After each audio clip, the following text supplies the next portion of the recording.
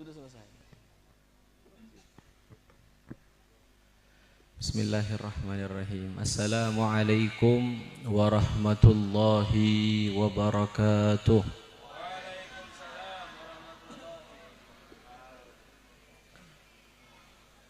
Innal hamdalillah nahmaduhu wa nasta'inuhu wa nastaghfiruh wa nastahdihi wa nastarshiduh wa na'udzu billahi min syururi anfusina wa sayyiati a'malina man yahdihillahu fala mudilla lahu wa man yudlil falan tajida lahu waliyyan mursyida.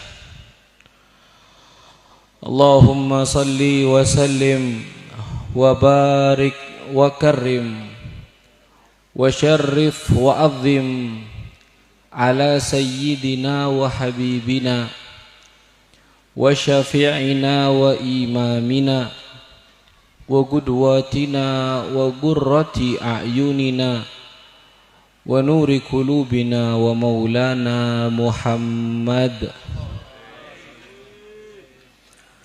Al-Fatih lima ughliq wal khatim lima sabaq nasiril haqqi bil haqq wal hadi ila siratil mustaqim wa ala alihi wa sahbihi haqqa qadrihi wa miqdarihil azim.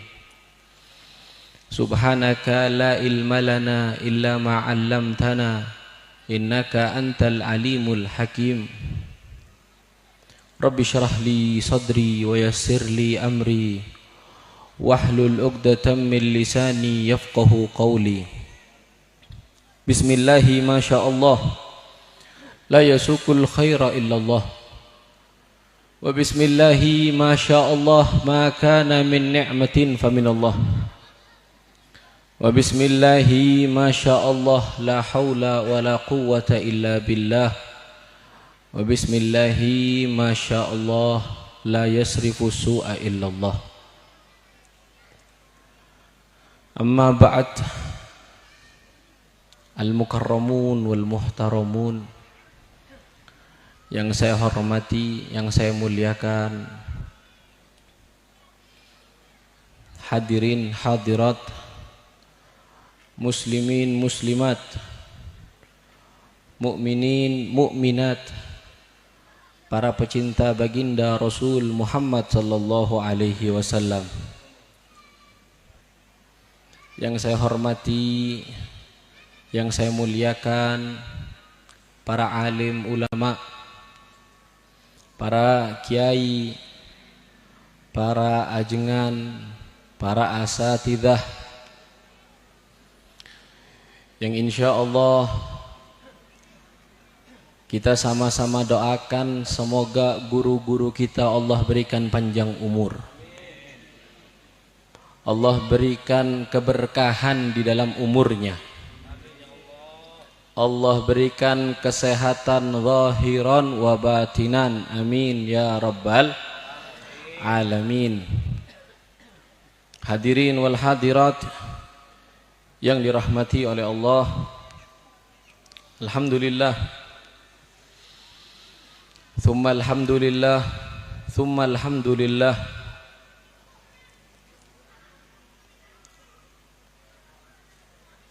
Pujian syukur wajib kita haturkan kepada Allah subhanahu wa ta'ala.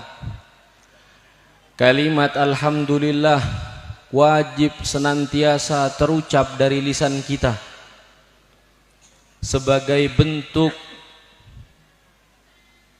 kita berterima kasih kepada Allah subhanahu wa ta'ala yang sampai detik ini Allah curahkan kepada kita nikmat-nikmatnya. Allah curahkan kepada kita rahmatnya. Allah sampai detik ini senantiasa memberikan kita sehat afiah. Allah masih berikan kita kesempatan panjang umur sekali lagi berjumpa dengan bulan Rabiul Awal. Allah masih memuliakan kita untuk bisa hadir di dalam perkumpulan yang penuh berkah pada malam hari ini. Yang perkumpulan semacam ini, orang-orang yang datang ke dalam perkumpulan semacam ini insya Allah pulang-pulang gak kecewa. Orang yang datang berharap berkah daripada majelis, insya Allah pulang bawa berkah. Orang yang datang ke majelis ini berharap mendapat ampunan dari Allah, insya Allah pulang semuanya dosanya diampuni. Orang yang membawa keinginan di dalam kedatangannya ke majelis ini terhadap hajat-hajat dan doa-doanya, insya Allah dikabulkan hajat dan doanya oleh Allah Subhanahu wa ta'ala. Sebagaimana yang dijelaskan oleh Nabi sallallahu alaihi wasallam di dalam hadisnya, di mana tidaklah ada perkumpulan manusia yang di dalamnya disebut nama Allah Subhanahu wa ta'ala, di dalamnya diisi zikir menyebut nama Allah Subhanahu wa ta'ala, terkecuali perkumpulan tersebut diliputi sakinah, diturunkan rahmat. Orang-orang yang berkumpul di tempat tersebut dikabulkan harapan-harapannya. Orang-orang yang datang ke tempat tersebut diampuni segala kesalahannya. Dan insya Allah datangnya ke tempat ini niatnya baik. Insya Allah datangnya kita ke tempat ini untuk berzikir menyebut nama Allah Subhanahu wa ta'ala. Datangnya kita ke tempat ini untuk memeriahkan hari kelahiran baginda Rasul Muhammad sallallahu alaihi wasallam. Insya Allah mungkin ada embel-embel sedikit hadirnya ke tempat ini, ada door prize, ada yang pengen dapat kulkas, ada yang pengen dapat TV. Insya Allah itu bonus. Tujuan utamanya mendapat ridho Allah Subhanahu wa ta'ala dan cinta Nabi besar Muhammad sallallahu alaihi wasallam. Amin ya rabbal alamin. Hadirin wal hadirat yang dirahmati oleh Allah, jikalau saya ditanya pada malam hari ini, orang yang paling beruntung itu siapa? Maka saya berani menjawab bahwa orang yang paling beruntung pada malam hari ini adalah kita. Orang yang paling beruntung. Bagaimana tidak? Kita tahu kapasitas kita di hadapan Allah seperti apa. Kita tahu usia yang Allah berikan kepada kita sudah banyak terlewat di dalam kemaksiatan. Kita sadar dosa yang kita kumpulkan jauh lebih banyak dibandingkan pahala yang kita koleksi. Akan tapi Allah Subhanahu wa ta'ala masih memilih kita dengan kebaikannya, dengan kemuliaannya. Allah memilih kita di dalam perkumpulan baik, dihadirkan, yang mana insya Allah tujuannya, insya Allah tujuannya karena Allah Subhanahu wa ta'ala ingin menjadikan kita orang-orang yang baik. Dengan kemuliaan Allah Subhanahu wa ta'ala dimudahkan langkah kita untuk datang ke tempat yang mulia ini. Insya Allah kita minta sama Allah, semoga Allah Subhanahu wa ta'ala mendatangkan kita ke tempat ini, ke tempat yang mulia, acara yang mulia. Tujuannya karena Allah ingin menjadikan kita orang-orang yang mulia. Kita sadar mungkin di luar sana orang-orang yang tidak hadir di dalam perkumpulan malam hari ini bisa jadi mereka lebih soleh dibandingkan kita. Bisa jadi ibadah mereka lebih banyak dibandingkan kita. Bisa jadi mereka adalah orang-orang yang lebih banyak sujudnya kepada Allah Subhanahu wa taala. Bisa jadi orang-orang yang tidak hadir di dalam perkumpulan malam hari ini, mereka lebih banyak sholawatnya kepada Nabi Muhammad dibandingkan kita. Akan tapi idza aradallahu syai'an hayya al asbab. Allah ciptakan sebab. Dihadirkannya kita ke tempat ini dengan kondisi banyaknya dosa kita, dengan kondisi banyaknya kesalahan kita. Insya Allah ini adalah sebab di mana Allah Subhanahu wa taala ingin menjadikan kita orang-orang yang mulia. Kalau seandainya kata Nabi sallallahu alaihi wasallam di dalam salah satu sabdanya, ada perkumpulan semacam ini yang kemudian Allah Subhanahu wa taala memperhatikan dengan bangga. Kemudian Allah Subhanahu wa taala membanggakan perkumpulan tersebut di hadapan para malaikat. Perkumpulan manusia yang mana mahallul khata' wan nisyan, itu sifatnya manusia, tempatnya lupa dan salah. Manusia tidak ada yang sempurna illa Rasul Muhammad sallallahu alaihi wasallam. Manusia diperintahkan untuk sholat, banyak ninggalin sholat. Manusia diperintahkan puasa bulan Ramadan, ada bolongnya puasa bulan Ramadan. Manusia diperintahkan untuk mengeluarkan dari hartanya sebagai zakat, paling berat. Kalau udah hubungannya sama harta, top, paling berat. Dibanggakan di hadapan para malaikat dari makhluknya Allah Subhanahu wa taala yang tidak pernah bermaksiat sama sekali kepada Allah. Kalau seandainya kita profesi sebagai guru, kalau kita profesinya sebagai guru, yang dibanggakan kira-kira murid yang pinter atau murid yang nakal? Murid yang pinter. Yang dibanggakan kira-kira murid yang nurut atau murid yang nggak nurut? Normalnya seperti itu. Yang dibanggakan adalah murid yang pintar di hadapan yang tidak pintar, murid yang nurut di hadapan yang tidak nurut. Tapi lain, Allah Subhanahu wa taala membanggakan manusia yang banyak tidak nurutnya di hadapan para malaikat yang tidak pernah tidak nurut sama sekali sepanjang diciptakan dari zaman terlebih dahulu sampai nanti datangnya hari kiamat.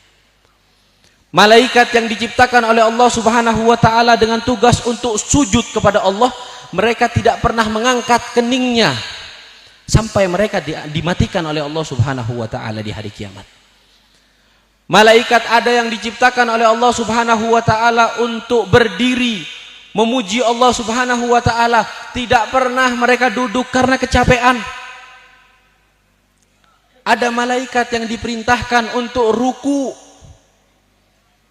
dari zaman sebelum bumi, lautan, gunung, manusia diciptakan sampai nanti hari kiamat mereka tetap dalam keadaan rukunya. Manusia yang banyak kesalahannya dibanggakan di hadapan makhluknya Allah, malaikat yang tidak pernah bermaksiat sama sekali. Bukan hanya dibanggakan oleh Allah Subhanahu wa taala, bahkan Allah Subhanahu wa taala berkata kepada malaikat, "Ishhadu anni qad ghafartu lahum." Saksikan wahai para malaikat, sesungguhnya aku telah ampuni dosa-dosa mereka. Hanya karena datang ke majlis-majlis semacam ini. Ada malaikat satu yang merasa bertanya-tanya kepada Allah, "Ya Allah, ada satu di dalam perkumpulan orang tersebut, ada satu di dalam perkumpulan tersebut, satu orang Tujuannya mereka bukan hadir majlis, ya Allah. Tujuannya mereka bukan untuk berzikir. Tujuannya mereka bukan untuk membaca sholawat. Disebut oleh Nabi SAW di dalam satu riwayat, abdun khata, seseorang hamba yang niatnya salah di dalam hadir ke majlis. Ibarat kata pada malam hari ini ada orang yang datang bukan karena pengen maulidan, bukan karena pengen zikir, bukan karena pengen baca sholawat. Emang hadir kenapa? Ya kebetulan aja beb, tetangga. Daripada rame, mending ngikutnya sekalian. Atau ada, sebenarnya sih bukan pengen hadir majelis beb, pengen apa? Pengen jajan. Atau pengen hadir majelis karena ya kebetulan calon mertua hadir beb, biar dibilang seneng sholawatan. Ibarat kata seperti itu. Atau mungkin ada ibu-ibu yang pengen hadir majelis. Kenapa emang alasannya? Pengen pamer kerudung baru beb.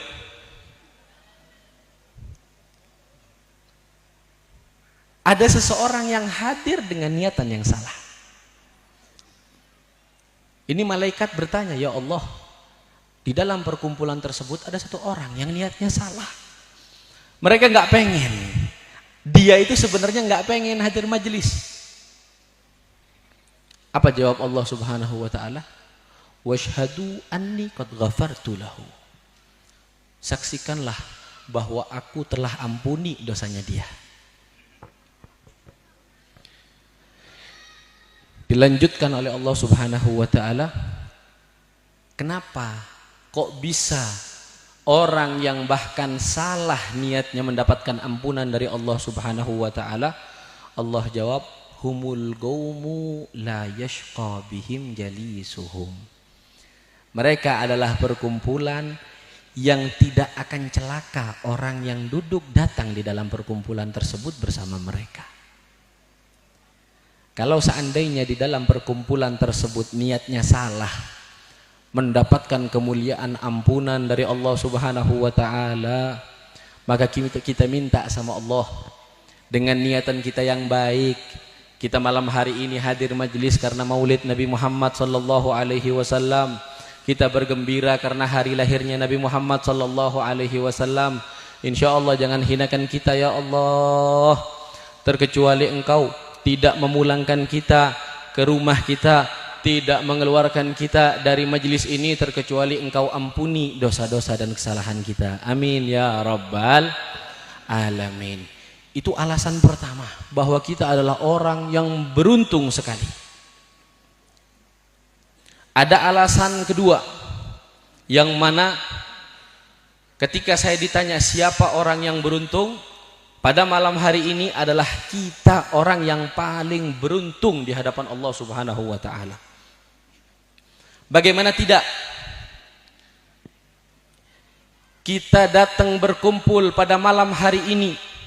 Mungkin di antara kita ada yang dalam keadaan sakit. Mungkin di antara kita ada yang memiliki kegiatan lain. Tapi kita bela-belain lawan sakitnya kita. Kita bela-belain dahulukan maulid dibandingkan kegiatan kita. Karena kita ingin membuktikan kita cinta kepada Nabi Muhammad sallallahu alaihi wasallam. Kita ingin ikut berbahagia dengan hari lahirnya baginda Rasul Muhammad sallallahu alaihi wasallam. Ada satu kalimat yang dikatakan oleh Al-Hafidh Syamsuddin Muhammad Nasiruddin Ad-Damashqi.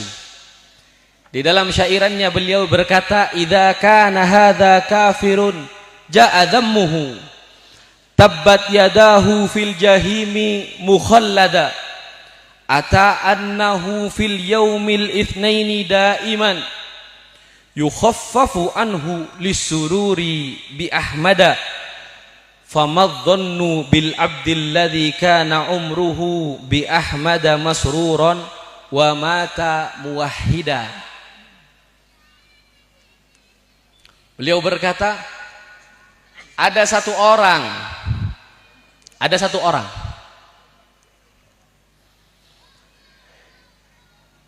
orang ini mendapat jaminan oleh Allah Subhanahu wa taala tempatnya di akhirat adalah neraka. Mendapat jaminan dari Allah Subhanahu wa taala tempatnya di akhirat adalah neraka. Enggak ada keraguan sama sekali. Kenapa? Karena Allah langsung mengatakan, diabadikan, bahkan sampai detik ini sering kita baca. Tertulis di dalam Al-Qur'anul Karim, di dalam surat yang sering sekali kita baca. Tabbat yada abi lahabin wa tabba. Tempatnya Abu Lahab di mana? Neraka. Pasti tidak ada keraguan. Orang yang masih bertanya-tanya, lebih-lebih dia tidak percaya bahwa Abu Lahab tempatnya di neraka, kafir. Kenapa? Karena dia tidak percaya dengan isi Al-Quran.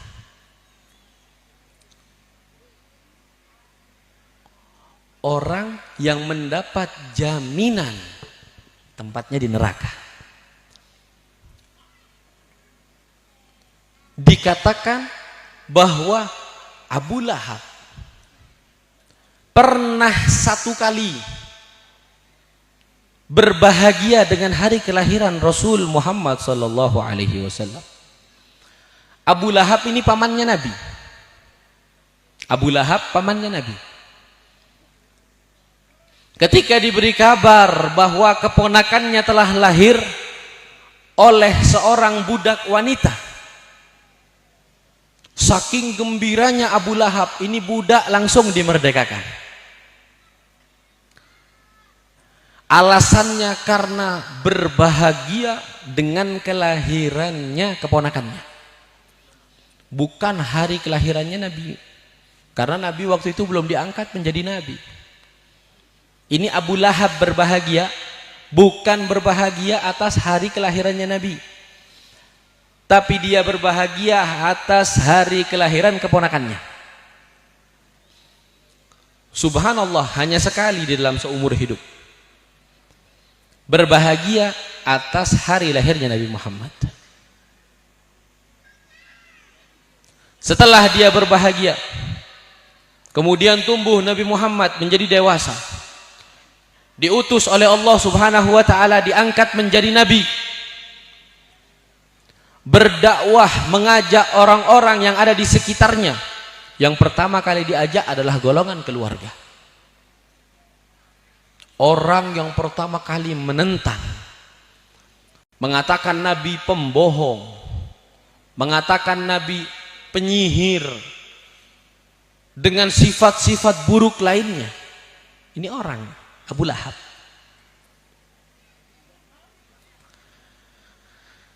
Karena berbahagia satu kali saja dengan hari lahirnya Nabi Muhammad sallallahu alaihi wasallam, Allah Subhanahu wa taala tidak melupakan kebaikan tersebut.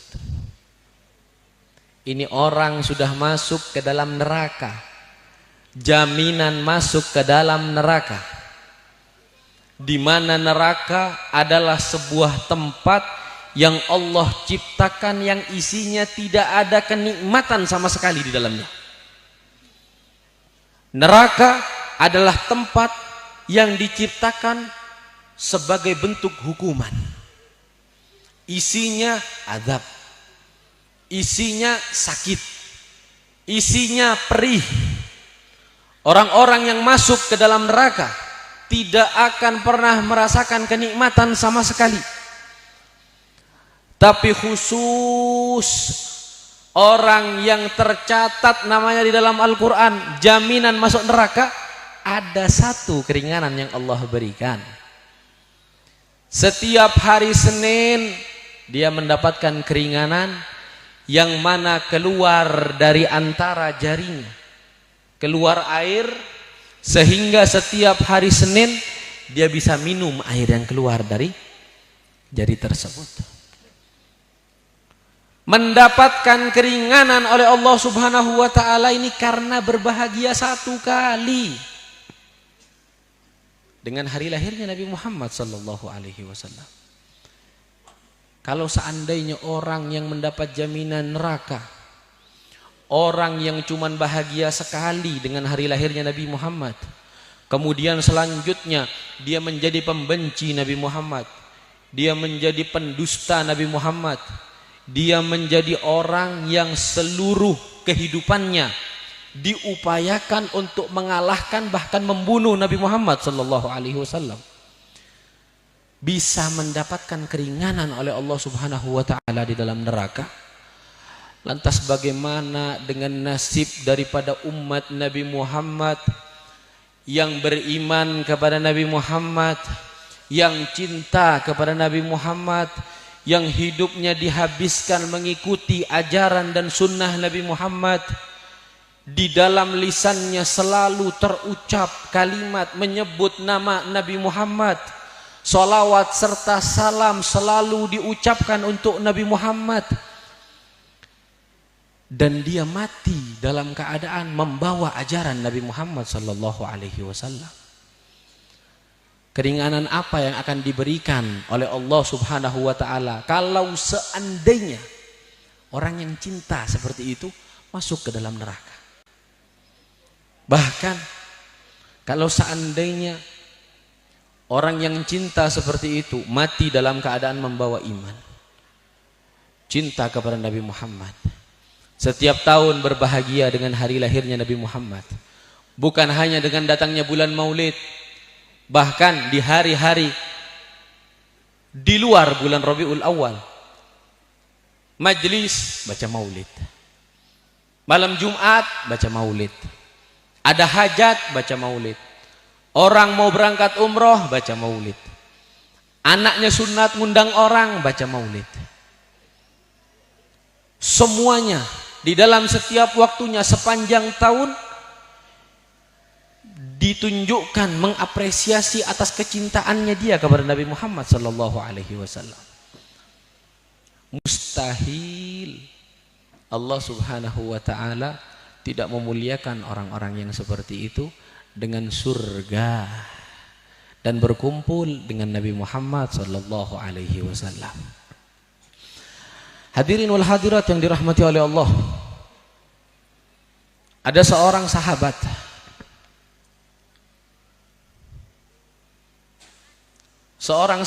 yang dekat sekali dengan Rasul Muhammad sallallahu alaihi wasallam. Nama beliau Thauban. Julukan beliau Maula Rasulullah sallallahu alaihi wasallam. Bahasa sekarangnya pembantu Nabi. Pembantu Nabi. Kalimat pembantu ini kayak sesuatu yang gak enak didengar. Tapi ketika disandarkan dengan Nabi sallallahu alaihi wasallam, maka sesuatu yang tidak enak didengar menjadi mulia. Kalau seandainya kita disebut sebagai pembantu, pembantunya siapa? Kalau pembantunya orang-orang rendah, maka jabatan pembantu lebih rendah dibandingkan orang yang rendah. Tapi kalau seandainya pembantu daripada orang yang mulia,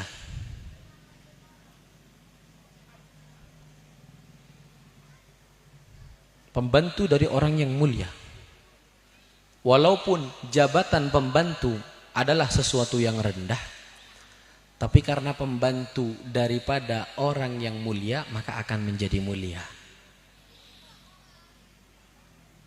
Diibaratkan di dalam penjelasan tersebut oleh guru saya, Al-Habib Quraisy Baharun. Satu waktu beliau memisalkan seperti ini. Jikalau ada rombongan presiden,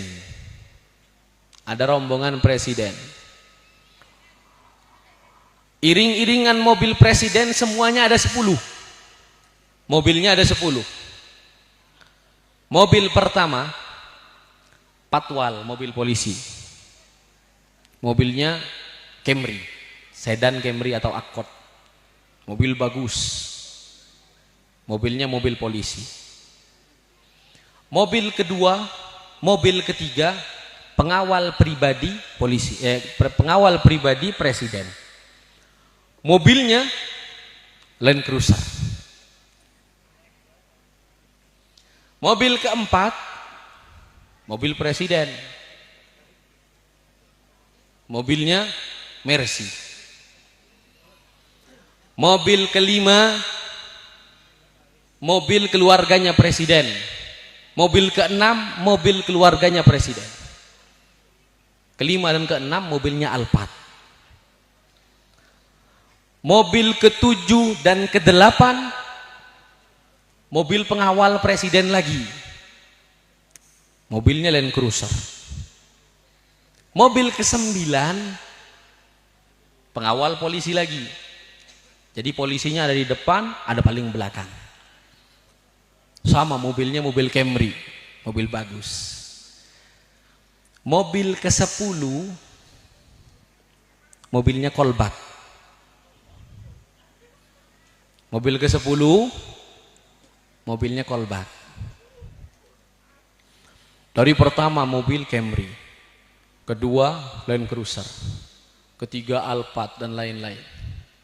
Mobil terakhir, mobilnya Kolbak. Udah jelek. Mobil Kolbaknya sudah jelek, sudah butut. Warnanya sudah pudar. Di sebagian tempat sudah karatan. Ini mobil Kolbak membawa barang-barangnya presiden dan seluruh rombongannya presiden. Kira-kira kalau seandainya ada perempatan, kemudian di perempatan tersebut lampu merah,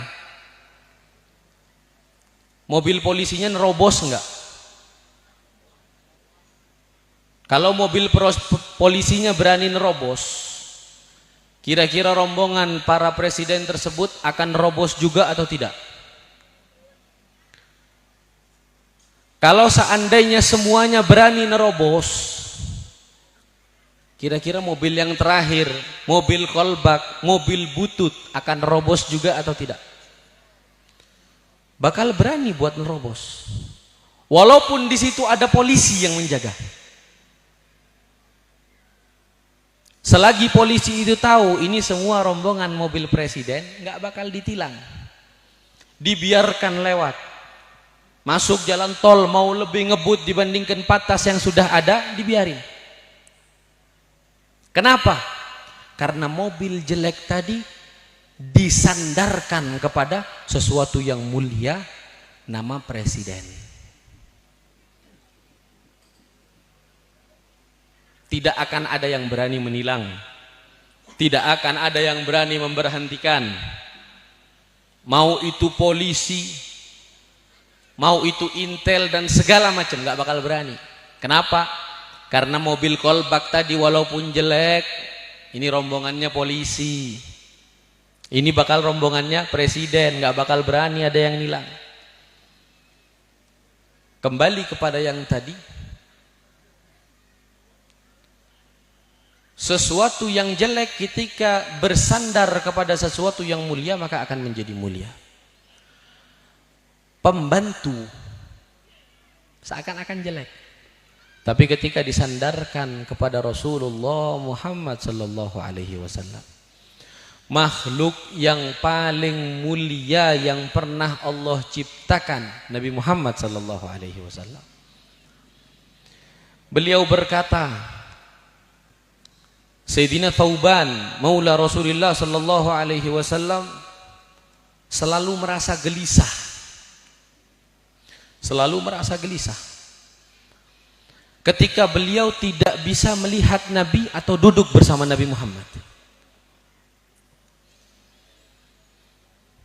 Selalu merasa gelisah. Bahkan sewaktu-waktu beliau merasakan demam, keringat dingin, sampai wajahnya pucat ketika tidak bisa langsung melihat Nabi Muhammad di hadapannya. Ketika Nabi Muhammad berjumpa dengan Thauban, kemudian Nabi bertanya, "Ya Thauban, ma bik? Apa yang terjadi kepadamu wahai Thauban?"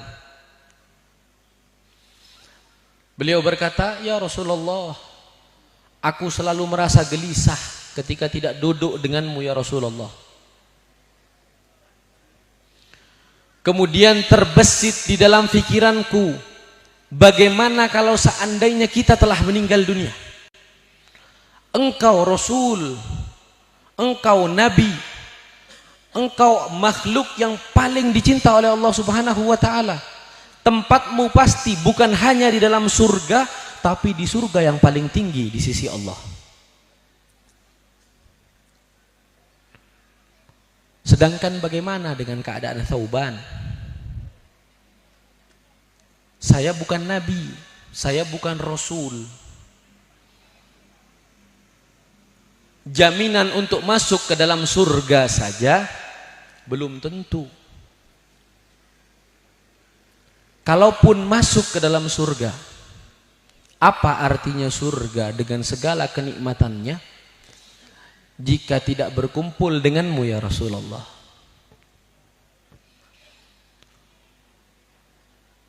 Segala kenikmatan surga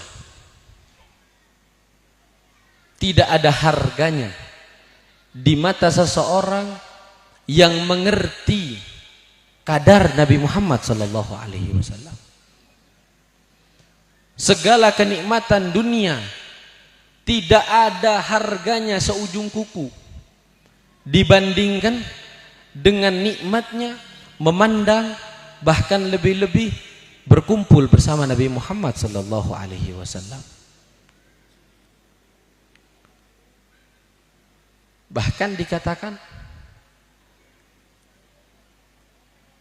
la ya'riful maulid hatta ya'rif godrol maulud. Tidaklah seseorang tahu kadar kemuliaan daripada majlis maulid Nabi sampai seseorang tersebut faham kadar kemuliaan Nabi Muhammad sallallahu alaihi wasallam. Seseorang yang tidak faham dengan kadar mulianya Nabi Muhammad, orang yang biasa-biasa saja menilai Nabi Muhammad, maka dia akan menilai majlis semacam ini biasa-biasa saja.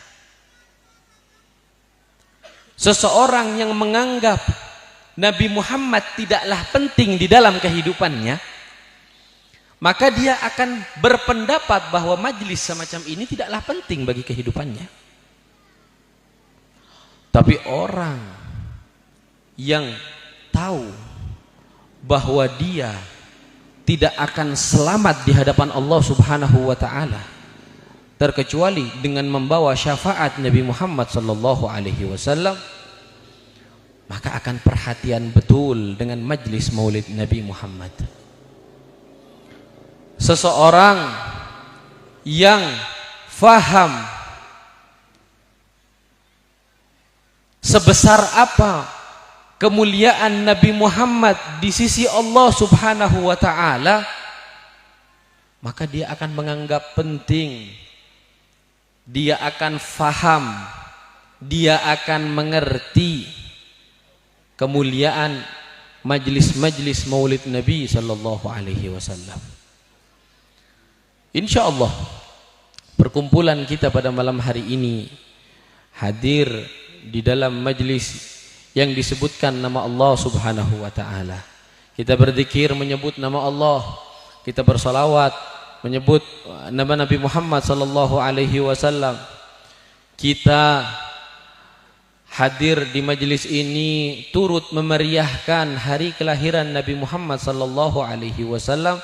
Insyaallah Allah pandang perkumpulan kita ini perkumpulan yang baik di hadapan Allah, yang insya Allah perkumpulan malam hari ini akan membawa kebaikan kepada kita bukan hanya di dunia tapi di akhirat di hadapan Allah Subhanahu wa ta'ala. Insya Allah yang hadir di tempat ini yang masih membawa sakit di jasadnya, Allah sembuhkan dari segala penyakitnya. Insya Allah berkah hadirnya kita di majlis maulid ini, ada keluarga kita yang sakit yang nggak bisa hadir, berkah daripada hadirnya kita, Allah berikan kesembuhan kepada keluarga kita.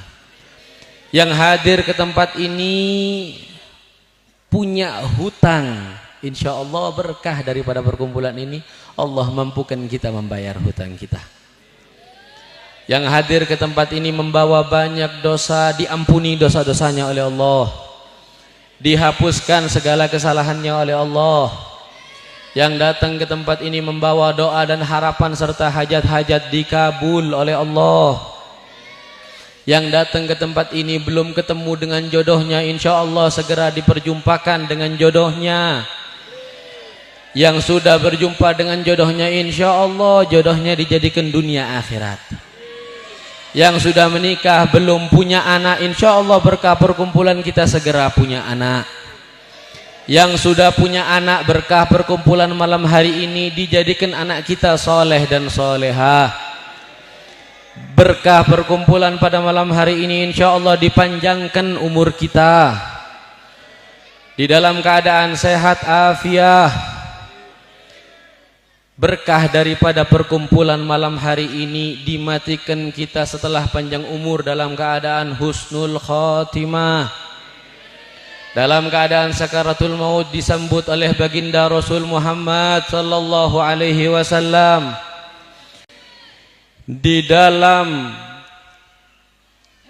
kemuliaan majlis maulid ini membawa keberkahan kepada kita, insya Allah nanti di akhirat dikumpulkan kita bersama Nabi Muhammad sallallahu alaihi wasallam. Amin ya rabbal alamin, amin ya rabbal alamin, amin ya rabbal alamin. Ya Rabb,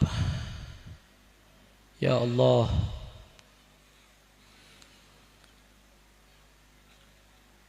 di dalam majlis-majlis semacam ini yang telah lalu, Engkau muliakan orang-orang yang hadir, maka muliakan kita ya Allah. Di dalam majlis-majlis orang-orang terdahulu yang Kau cintai, sebagaimana majlis pada malam hari ini, cintai kita ya Allah, muliakan kita ya Allah, berkahi kita ya Allah, bahagiakan kita ya Allah. Amin ya rabbal alamin, amin ya rabbal alamin, amin ya rabbal alamin. Wal afu minkum. Assalamualaikum warahmatullahi wabarakatuh.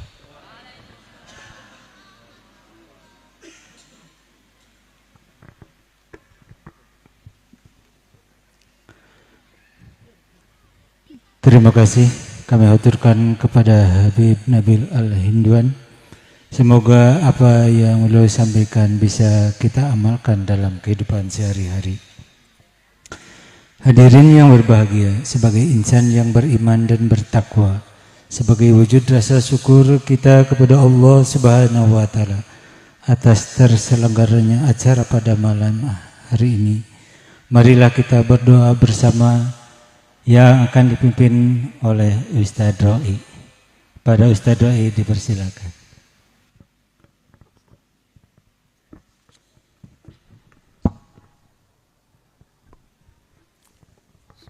Bismillahirrahmanirrahim. Allahumma salli ala sayyidina wa habibina wa syafi'ina wa karimina wa durina wa malana Muhammad wa sallim barna wa tabaraka wa ta'ala an kulli sifrasi ajmain. Allahumma ya rabbal alamin. Bismillahirrahmanirrahim. Hamdan syakirin hamdan min hamdan ya bina amahu ka fi majidah. Ya rabbana lakal hamdu kama yanbaghi li jalali wa zuqati bisultanik. Allahumma salli wa sallim wa barik ala sayyidina Muhammadin al-Fatih lima ughliqa wa khaliqa wa sallallahu alaihi wa sallam. Allahumma salli ala sayyidina Muhammadin al-Fatih lima ughliqa wal khatib lima sabaqa nasnabuna bismillah wa ala alihi wa sahbihi. Allahumma ighfir lana dzunubana wa walidina warhamhum wa barik lana. Allahumma ighfir li jami'il muslimin wal muslimat wal mu'minat hadal maqam. Allahumma ighfir lahum warhamhum wa bi'afwihim.